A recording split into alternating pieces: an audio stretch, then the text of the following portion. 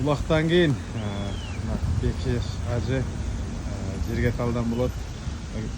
Сургоен аты кече дагы ийгиликтүү багындырган, мына бүгүн дагы бир алып чыкты. Кандай немелер бар эми? Сүйүнүп атсаңыз керек, а? Жакшы жантерде сүйүнүч өтө жакшы. Буга чейин чабылган ат беле? Буну жазда алгам. Бир булакка барганбыз, анан ошойдон кайталап келгенбиз.